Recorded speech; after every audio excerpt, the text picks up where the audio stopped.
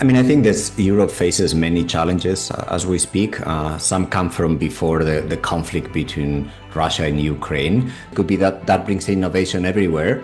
Russia is right there as a threat which is visible in particular to countries which are very close to Russia. White-collar workers in the United States are going to be replaced by AI, and the CEO of Anthropic AI said sort of the same thing. I think this is a technology that looks similar to the internet, but I don't see it as something that I would call a revolution yet. I think China has been a model that has been incredible over the last decades. Going from 3 to 35 means that they've done things really well.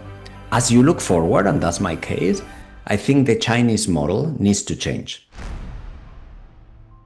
Thank you for joining us again on Sampro TV. Today, we are delighted to have Dr. Antonio Fatas back with us again. He is a professor at INSEAD in France, very well-respected institution. We're particularly excited to have someone who can give us a non-US perspective. We have a lot of US-related programming, and unfortunately, Americans are sometimes not very good at seeing beyond their borders. So we're very glad to have you with us today, Dr. Fatas. Thank you. Thanks for having me. One of the things that an article that I saw recently, that it was an Oxford lecturer, a gentleman named Yager, who said, what's happening in Europe is because of what the shocking invasion of Ukraine by Russia, and then President Donald Trump reawakening an isolationist impulse in the Republican Party that it's been quiet for many decades. Europe has now found themselves in a difficult situation where they have to, be much more aggressive with their defense. And he called it an interesting term to call it military Keynesianism, and he was doubtful whether or not this is going to, be able to, in his words, pulled Europe out of, sort of a long period of generally very, very slow growth. What do you think about that, Dr. Fatas? I think this Europe faces many challenges as we speak. Some come from before the conflict between Russia and Ukraine. Some are structural. Productivity growth in general has been very slow in Europe. And those are fundamental issues that Europe needs to tackle.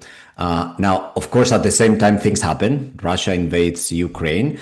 The US goes on their own with their policies, and Europe feels the need to build a much, much bigger defense sort of budget. Now, they're doing that. Is that addressing the structural issues? I don't think so. You talk about military Keynesianism. It's obviously spending, so that's sort of where that term comes from. But it's spending that might go to places that don't truly address some of the lack of productivity growth in Europe.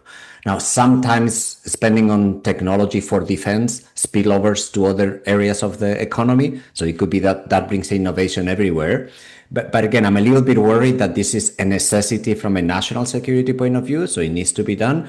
But from an economic point of view, I'm not sure it's going to do everything that Europe needs at this point. Do you think that, how long will they sustain this? Will they, I guess it's more of a political issue, but, is it just the Ukraine crisis, and once that's over, one way or the other, and hopefully it resolves itself in a peaceful way, and personally, hopefully that Ukraine remains a sovereign nation. Will they look at this in 3 or 5 years' time and say, okay, well, that episode is done with, and we'll go back to perhaps the way we've been trying to do things in the post-war period? On one hand, I hope so. That's what the US did sort of after the Cold War. So the defense budget of the US as a percentage of GDP has gone down by half. It used to be 8% of GDP. Today it's only 4%. And that's because the Soviet Union disappeared as a threat during many years. So the same situation happens in Europe today. Russia is right there as a threat, which is visible in particular to countries which are very close to Russia. Now, if one day Russia stops being a threat, I do think that the current momentum towards building bigger and bigger defense budgets will disappear, and we'll go back to a world where we feel more comfortable with the smaller budgets. But there's a lot of ifs in there, in particular that Russia transforms into sort of a Pacific country that doesn't want anymore to invade other countries. That doesn't look like today, at least with the current leader. So I wish that happened. And if it happened, I think we will change strategies. But if it doesn't happen, I think we move into a world where Europe needs to spend a lot more. The fact that the US does not look the same ally that they used to, I mean, in some cases, it doesn't look like an ally, let's be clear.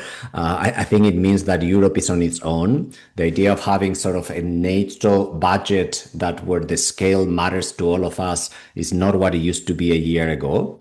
So I think that creates inefficiencies, that creates that rush and that momentum to spend very fast, which again, from an economic point of view, I think that's not ideal because we're going to make the wrong decisions, spend too fast, spend on the wrong weapons, have to buy weapons from other countries. It's very hard to build a budget like the one they plan to do over the short term without creating some inefficiencies and things that are not optimal from an economic point of view. You talked. I want to cover a little bit more on some of the structural issues and lean it towards the investors a little bit. Oh, nothing too specific, but in terms of countries or areas in Europe, it seems like, perhaps because they're Eastern European countries and they come from a lower basis, that some of their growth is higher than some of the more Western European economies. Where do you see over the coming years and perhaps even decades that, engines of growth that could be, could grow and be steady, within the European Union? I mean, I think your point is validated by the data. Eastern European economies have been doing great. Again, Poland has been a great success story because they come from a lower level of development and they've taken advantage of the technologies that are already on the other side of sort of on the West. I think that's going to continue. I think we're going to see more of that. Now, what I'm hoping, and I know maybe this is too much hope, what I'm hoping is that Western Europe has waken up in the last months, has woken up to the realization that they need to grow faster, that they need to push productivity growth. Now, there was the Mario Draghi report last year that very much made sort of was a big wake up call to many countries. And I think there is the potential in Europe to take technology to the next level and grow, at least for the next decade, at a much faster rate than in the last decade. So the potential is there, the human capital is there. The fact that the US is scaring away some scientists is an opportunity for Europe to sort of take the lead there. But there needs to be some policy changes. Again, that Mario Draghi report highlighted many changes that are necessary. They're not easy. They're not easy because if they were easy, they would have been done 5 years ago. But I do hope that the combination of what is happening to the world, which is that wake up call, and the potential, the fact that Europe could do this, that there's nothing that stops European companies, European workers to sort of take technology to the next level. So I do hope governments really, really understand the need for those policy changes, and maybe we'll see an opportunity for growth in Europe, in Western Europe over the next decade, taking advantage of that gap. And AI is in the consciousness of everybody. Some people embrace it. Some people are really scared about it. And just today, I talked about a Wall Street Journal article that said that the CEO of Ford said, half of the white collar workers in the United States are going to be replaced by AI, and the CEO of Anthropic AI said sort of the same thing. And maybe he's talking his book a little bit. So. There's a fair amount of disagreement where what on the other side says, well, every time we've had a big advancement, there have been new jobs created. The internet didn't destroy the economy, but it changed the economy. So, sort of on a how do you see AI in terms of, I mean, in general terms, like how is it going to change, various economies, like say the US versus Europe versus, other places in the world over the next, few years, the next decade or so? And if possible, could you draw a parallel to another similar advance? Is it like, the development of the computer, the development of the internet? Help our viewers think about how they should think about AI. I mean, I don't think anyone has the right question because with new technologies, as they're developing, we all trying to guess and speculate where they're going. So this is pure speculation on my part. I mean, I think this is a technology that looks similar to the internet. Similar because it touches all of us. All of us are going to use it in some way, some more than others. But every sector, every company, every worker could possibly make use of this. which is the same as it was the internet. So it's a general purpose technology. I think that's good news. I think that means we can lift everyone's productivity at a faster pace. Now, I'm not sure it's going to be as powerful as the internet was. The internet did accelerate productivity growth, in particular in the US, also in Europe, but a lot more in the US, to levels that was rates of about 2.5% per year, which is one of the highest rates the US has ever seen. Now, it only lasted 10 years. At some point, we didn't know what else to do with it. I think artificial intelligence, the way I see it today, might get close to that. But I don't think it's going to be much bigger than that, which is a little bit what you hear today in those comments. People feel this is even bigger than the internet. Now, I'm not sure that's the case. The fact that I can do more things with fewer resources using artificial intelligence tools, which is a fact, is great. But to have a true revolution, you need something which is a completely different way of doing things. And I'm not sure what this technology is doing that for us yet. It might in the future. But today I see it's helping me be more productive. Great news. But I don't see it as something that I would call a revolution yet. Now, ask me again in a couple of years, and maybe, of course, our perspectives have changed. So I see good news. I do not see the disaster that people see in the labor market for everyone. I do see some jobs disappearing, of course, and some people being under a lot of pressure. But I don't see it across the board saying we're gonna see X% of the labor force losing their jobs. I don't see it either today. Again, maybe in 2 years things look a lot more revolutionary, but not yet. I do want to get to your thoughts on China because sometimes, reading research on China is a little frustrating because there are people who love China. China is great. China is, the growth is unbelievable. The industrial planning is what the West should always have done. And then there's then the other side of people who think, China is always about to crash and they're, barely holding on. You don't get really good data. You don't get really good, sort of accurate depictions of what's going on there. So when you look at China, now we've had a decade of less free market, I suppose, with President Xi, and looks like he will be president for some time going forward. I'm hoping for a balanced account on where China stands, certainly economically.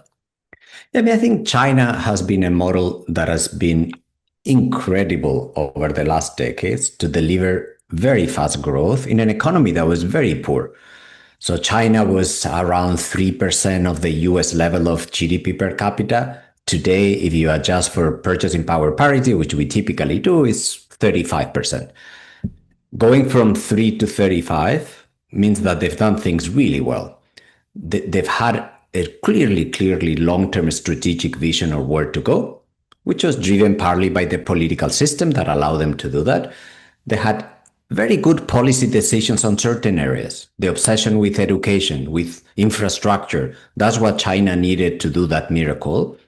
Very few countries, maybe none in the emerging markets group, have done what they've done. Probably they are the best in class when it comes to that trajectory. Now, why is it that some people go from that optimistic reading to something which is less optimistic? Because as you look forward, and that's my case, I think the Chinese model needs to change. What has worked in the past to build a really solid and productive manufacturing base needs to now be transformed into an economy that takes it to the sort of technology edge, in particular in services, which is where the future of China is, like the future of any rich economy. Now, I do think that the political model, which is one of control and planning, is not very good to take China to that level. Now, I'm not going to predict a crisis. I'm not going to predict a crash, but I'm saying, look, there's a long way to go from where they are to being a truly rich economy. They still need to grow very fast for a number of decades, not years. I think that's going to be a challenge. So I think without a dramatic change in the political system, I do think that China will slow down. It might never get to 100% of the European or US levels. It might get stuck at 60. And again, you might say that was amazing. They came from 3 to 60. That's amazing. Yeah, but if your goal is ambitious and be like the best in class, I do think that the political model could be a barrier to China get there. So again, a lot of good news if you look backwards. When you look forward, I do think that the political model might not be what China needs if they want to go all the way to being a rich country like the US or Europe. Having a stable coin. I'm going to call it a stable coin. Now, stable coins, the crypto world is What just happened to Bitcoin? Bitcoin.